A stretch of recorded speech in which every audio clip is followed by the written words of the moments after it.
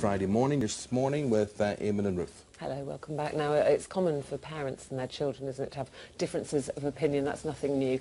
But it's rare that they become a matter of life and death. But sadly, that is the case for our next guests, because 20 months ago, Sam Dyer here was diagnosed with a malignant, inoperable brain tumour. OK, so the tumour would kill him. Sam disagrees, though, and he's trying alternative therapies to combat it. The problem is, Dad, Martin, is no ordinary dad. He's a leading cancer specialist. The thing is, Dad, do you think that these alternative therapies work? No, simply no.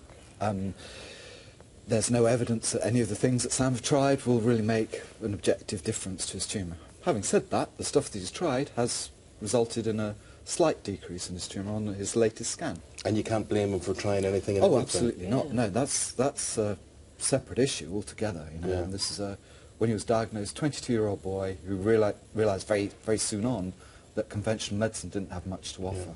Sam, where are you at the moment? How are you feeling? You're looking good?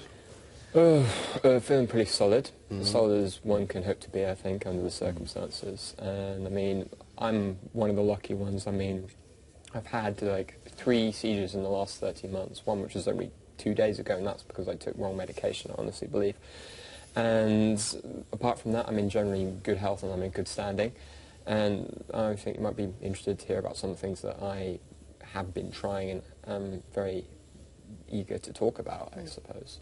And the thing you're eager to talk about particularly is the use of cannabis, which is incredibly controversial. And of course it's illegal, right? You know, so it can't be condoned. But you're in a situation where you're saying, I'm going to use this. In what form do you use it, and why do you believe that it works, and why do you think there should be research into it? In extremely concentrated resin format. I got it through, well, I hasten to divulge my sources, but I got it basically in an envelope. And it was just 10 grams at a time. And I've heard from many different people, all anecdotal stories, of course, but I've actually been in contact with one person in particular who was the uncle of an 18-year-old girl who had a grade 4 glioma, which is like one of the most deadly forms of cancer. It's a very, very deadly form of brain cancer. Virtually no one survives it. And this girl took, I think, about 60 grams of this stuff over, ingested it from a packet over a space of a month, and her last scan showed up negative. In fact, 2 of the last scans have shown up completely clear of it. That's what about your scans? Because you've had one, was it a year ago, where the tumour had reduced slightly? It had, yes. I've been trying numerous things apart from this. I've also been trying a compound called sodium dichloroacetate, or DCA, and that helps basically make the cancer cells less. They take in less energy. But Dad, he believes in this, and if it's working for him, you know, well and good. But the thing is, the scientific evidence at the moment is not there. Is it not? So what about Sam's whole call for research? Where do you stand on that? Sorry, research into. Yeah, I mean the DCA. There is. You see, the trouble is with all this. There is a little bit of scientific evidence from the lab that suggests it has some activity, right? But then translating that from the lab to individuals is there's a huge gulf. With the cannabis, we've no idea what might be working, what particular molecule. It must be so hard for you, Martin, because right from the start, when Sam got this terrible diagnosis, you, I presume, in your time, have probably had to give that news to other parents, never thinking in a million years you'd have to listen to that news. And I imagine, as a professor and a specialist in cancer, that your first thought would be, right, you know, we're going to sort this, you know, I'll speak to all my cancer specialist friends and we'll sort it out. And yet you can't, which must make you feel very helpless. Sam, no, well, it wasn't that, you see. Sam was the driver here. Sam made the point, very forcibly, you know, that you are my father, not my doctor, so, you know, you're quite right. That was the instant reaction, you know, we've got to sort this out, we're going to go to the best specialists we can find. No, he didn't want that at all, he just wanted me to stop.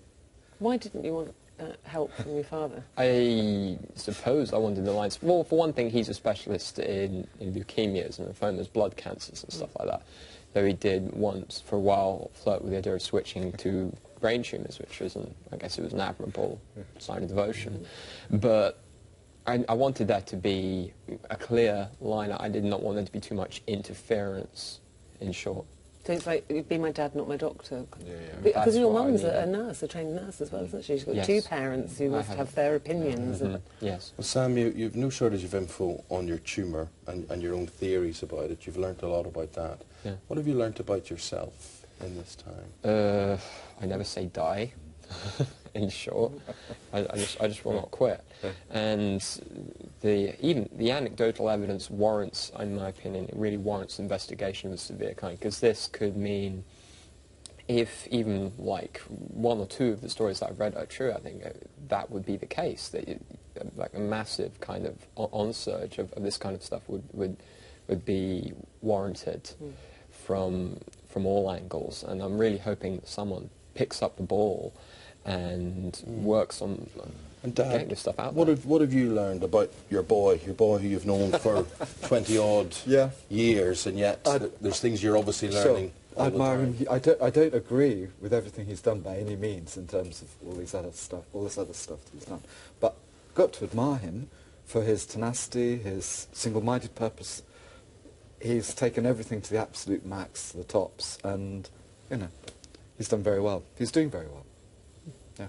Well, we hope you continue to do very well. And he said, you know, that there's always research going on, as you know, and it's lovely to see you both here, you know, when you do have such a supportive family. You think of people that might have to face something like this on their own. Yeah. Do you believe, Sam, you'll beat this?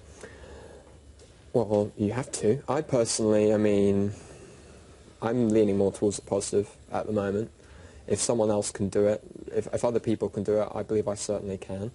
And I'm still sticking around, and I have every intention of beating this ridiculous thing that's in my head, because I've got a lot more I want to say on this topic, and I'm hoping that there'll be a lot more people out there who are willing to hear it. Sam, well, lovely meeting you. Good luck to you with what lies ahead. Thank you very much indeed.